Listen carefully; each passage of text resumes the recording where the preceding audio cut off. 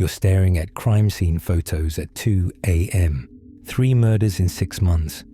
Different neighborhoods, different victims, different methods. Everyone thinks they're unconnected. Random violence, bad luck, wrong place, wrong time. But then you see it. A detail so small every other investigator missed it. Not a fingerprint, not DNA. Something else entirely. A psychological signature that reveals more about the killer than any physical evidence ever could. Serial killers leave hidden messages at every crime scene, written in a language most people can't read. These aren't the things you see in movies. What I'm about to share are the real patterns law enforcement uses to connect murders and get inside the minds of predators. The invisible threads that tie seemingly random killings to a single broken mind. Before we go deeper, you need to understand something that separates amateur investigators from the professionals who actually catch these people. The difference between how a killer works and why they kill. MO is mechanical. It's the blueprint, the duct tape, the entry point, the timing. And it changes because killers learn. First victim fights back, so next time they bring restraints. Someone hears the scream, so next time they choose a more isolated location. The MO evolves like any skill, which is a disturbing thought, but it's reality. But the signature? That's where the real monster lives. The signature is what they need, not to successfully commit the crime, but to feel satisfied, to complete whatever sick fantasy has been playing on repeat in their head since childhood. And here's what makes it terrifying. Signatures don't evolve. They can't. They're locked in place by whatever psychological break happened years, sometimes decades, before the first victim. Dennis Rader. BTK. Bind. Torture. Kill. His methods changed constantly over 30 years. Cut phone lines early on, then realized a gun was more efficient. But watch what never changed. The binding. Always elaborate, always specific, always the same knots. He needed to watch them struggle against those restraints. Needed to photograph them posed exactly how he wanted. That compulsion stayed identical for 3 decades. When he resurfaced, after years of silence, investigators knew immediately. Same signature, same broken mind. Some killers spend hours arranging bodies after death, moving limbs into specific positions, adjusting clothing, creating a scene. Investigators call this posing, and it serves absolutely no purpose except to satisfy the killer's fantasy. The crime is over, the victim is dead, but they stay anyway, lost in their ritual. The Boston Strangler, Albert DeSalvo, would strangle women with their own stockings, then arrange the ligature in a decorative bow under the chin. Always a bow, always positioned just so. Investigators started calling them the silk stocking murders. This wasn't about the killing, this was about the presentation. The final touch on his twisted artwork. Jeffrey Dahmer photographed victims in specific positions from specific angles. He had a whole system, specific poses, specific lighting. He was building a collection, a gallery, preserving moments of absolute control that he could revisit whenever the urge returned. Then there are the collectors. Ed Kemper decapitated victims and kept their heads, not for any practical reason. He wanted to possess them, to talk to them. He once buried a victim's head in his mother's garden, facing her bedroom window, because she always wanted people to look up to her. The ultimate trophy with the ultimate message. Jerry Brudos had a shoe fetish that became his signature. He'd force victims to model specific high heels while he photographed them, then keep the shoes after. His entire crime spree was built around this compulsion. The killing wasn't the point, the shoes were. He even kept a severed foot in his freezer to model shoes when the urge struck. Most of them document everything.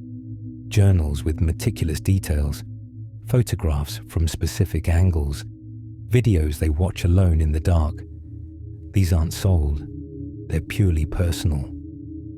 A library, they revisit the way you revisit vacation photos, except their vacation was your nightmare.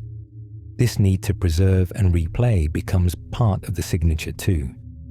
Serial killers operate in specific geographic patterns that reveal where they live and work. This field, geographic profiling, has become one of the most powerful tools in linking crimes and narrowing suspect pools. Most hunting comfort zones, areas they know intimately. Which streets have cameras? Which corners stay dark? Where police patrol and when? They know because they live there, work there, drive through every single day on their way to their normal life. But here's what separates the smart ones from the caught ones. They create a buffer, a safety zone around their actual home. They won't kill too close to where they sleep because psychologically, they need that space clean, sacred. Separate from the hunting ground, map their crimes, and you see a circle of death with one conspicuous empty space in the middle. Right in that empty space, in that eye of the storm, is where they go home every night, where they eat breakfast with their family, where nobody suspects a thing. Peter Sutcliffe, the Yorkshire Ripper, is the textbook case. Investigators mapped 13 murders and 7 attempted murders. Perfect circle, perfect buffer zone. Right in the middle, his house. He'd been killing in areas he knew from his truck driving routes, carefully avoiding anything within 2 miles of home. That geographic signature helped narrow thousands of suspects down to dozens. Gary Ridgway, the Green River Killer, operated the same way. 49 confirmed victims over 20 years, all within his comfort zone south of Seattle, all places he knew from living and working in the area, but never right next to his home, always that psychological safety zone. The FBI has identified what they believe are dozens of serial killers currently active on the interstate system, targeting sex workers, hitchhikers, the invisible people society pretends don't exist, and they're still out there, driving, hunting, creating new patterns that haven't been mapped yet. Some can't stay quiet. They need you to know what they've done, need you to fear them, need you to talk about them. This isn't strategy. This is compulsion, a psychological need so strong it overrides their survival instinct. The Zodiac sent letters because staying anonymous was worse than being caught. Between 1969 and 1974, newspapers received packages, ciphers, symbols, taunting messages, always the same circle with a cross through it, always the same condescending tone, like a teacher speaking to stupid children. Always puzzles that screamed, "I'm smarter than you." That wasn't tactical. That was psychological necessity.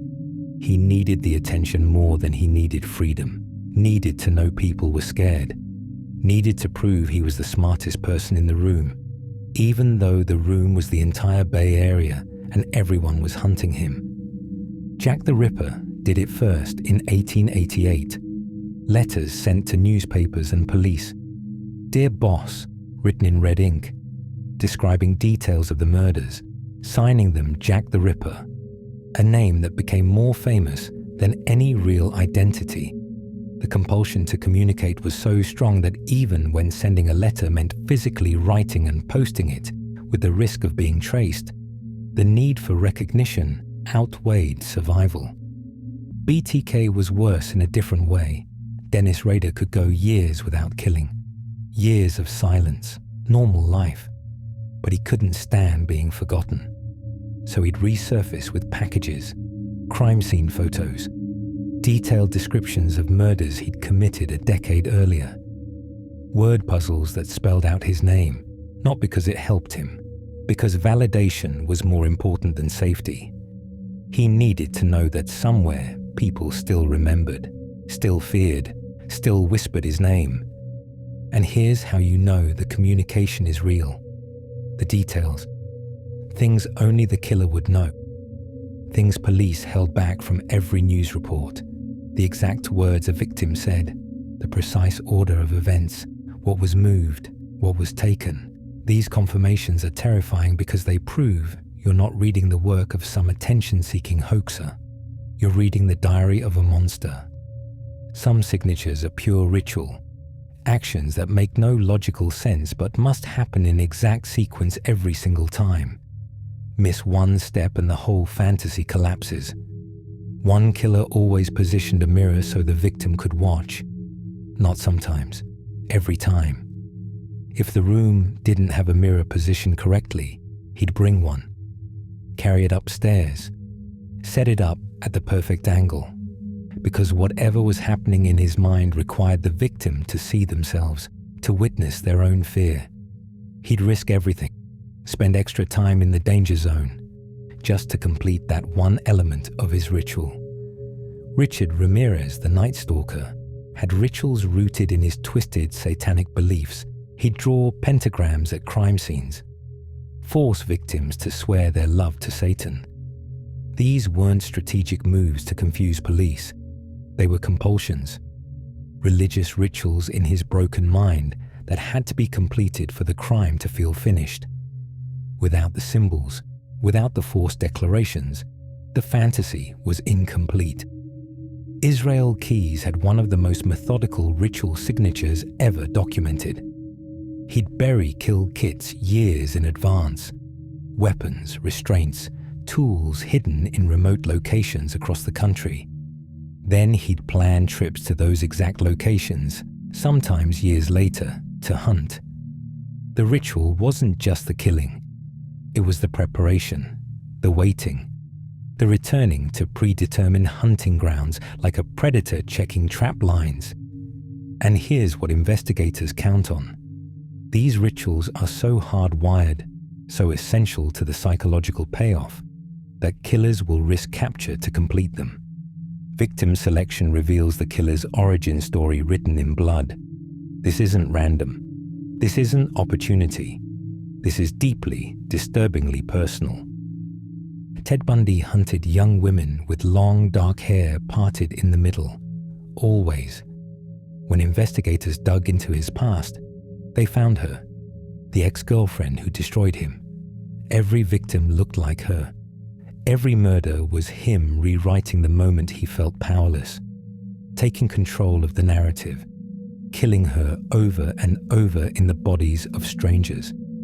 John Wayne Gacy targeted young men and boys, always.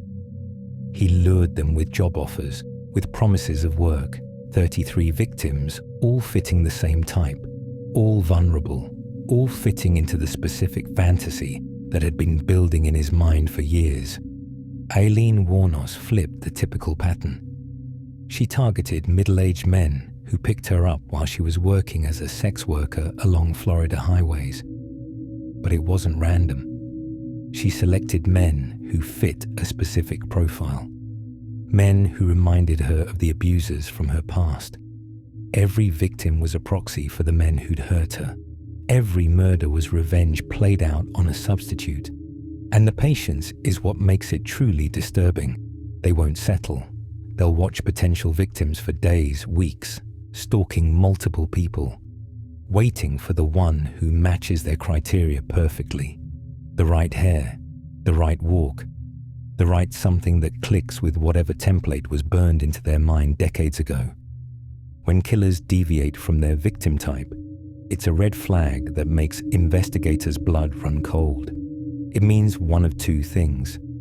Either they're devolving, losing control, the urge overwhelming the pattern, which means they're becoming more dangerous and unpredictable. Or you're not looking at one killer. You're looking at two operating in the same hunting ground, and you've been connecting the wrong dots on the wrong map. Time reveals everything, not just when they strike, but why they wait. Some killers have cooling off periods. The murder temporarily satisfies the urge, but it's never permanent. Days, weeks, months pass. The pressure builds until they hunt again. The length of that period, remarkably consistent. Then there are anniversary killers. They strike on specific dates that mean something only to them. When investigators notice murders clustering around the same date across multiple years, They're looking at a calendar written in the killer's personal history. Signatures evolve, but the core stays the same, always. But it grows, becomes more disturbing with each iteration. A killer might start simple, just a particular restraint method, but it's never enough. The fantasy is always better than the reality, so they add elements. Now it's not just the restraints, it's how the victim is positioned, what's said to them. Each murder is an attempt to recreate the perfect version of whatever twisted scenario plays in their mind. For investigators, recognizing this evolution while seeing the core signature is everything. It's like watching handwriting mature. The fundamental characteristics remain, but it becomes more refined, more distinctly their own, more disturbing.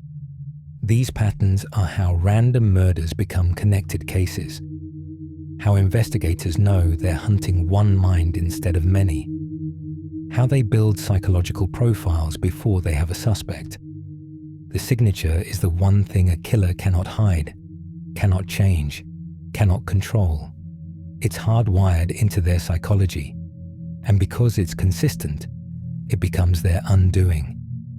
Every time they perform their ritual, they're writing their confession in a language only certain people can read: behavioural analysts, profilers, detectives who've learned to look past the blood to the psychology underneath. They see patterns connecting murders across years, across states, across victim types that seem completely unrelated, because these killers are human, broken, twisted, monstrous, but human. And humans are creatures of pattern, of compulsion. The signatures reveal ritual, intent, psychology that can be studied, which makes them more frightening, because it means there's logic here. Warped logic, but logic nonetheless. But that's also how they get caught. Every signature is a vulnerability. Every compulsion is a mistake waiting to happen. Every ritual requires time and creates opportunities. The psychological need they can't suppress eventually puts them in handcuffs. The next time you hear about a serial killer being caught, it won't be dramatic. Just someone who recognized a pattern, connected signatures across crimes, followed the thread of compulsion until it led to a name, an address, a knock on the door. The signatures are always there, hidden in plain sight, written in violence and compulsion, and now you know how to see them.